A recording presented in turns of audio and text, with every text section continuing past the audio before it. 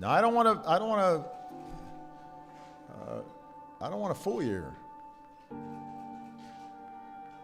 Last month, for the first time since 1972, NASA released a blue marble, a single snapshot of the Earth taken from outer space. And so much has changed in the decades between that first picture and the second. Borders have shifted, generations have come and gone. Our global population has nearly doubled. But one thing hasn't changed. Our planet is as beautiful as ever. It still looks blue.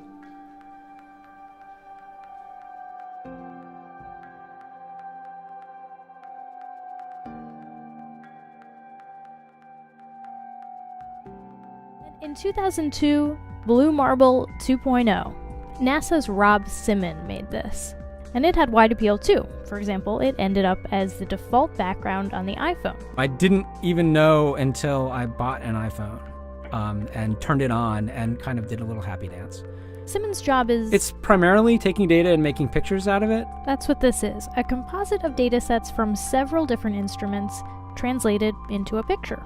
To us, the really cool thing was the data set. Up until that point, there was no realistic color map of the globe anywhere. So the land layer here comes from the Moderate Resolution Imaging Spectroradiometer aboard Terra. And the tricky part here was the weather. So we actually had to take clouds out. They stashed the clouds for later, went onto the ocean. That came from an instrument that measures phytoplankton in the sea.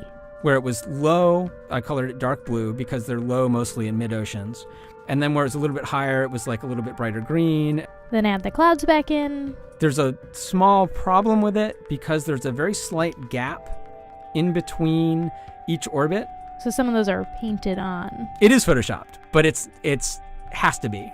Then there was another layer to sort of simulate the atmosphere. And then there's this little bright spot. It's called the specular highlight. So it's the reflection of sunlight off of water. Those are the pieces, but you can't just slap them all together. It just didn't look realistic. It looks kind of flat, or the clouds are sort of too see-through. So I just hit Command-Z a lot. There's artistry to creating the world. What I imagine it to be. Unfortunately, I'm not an astronaut. I've never been to space.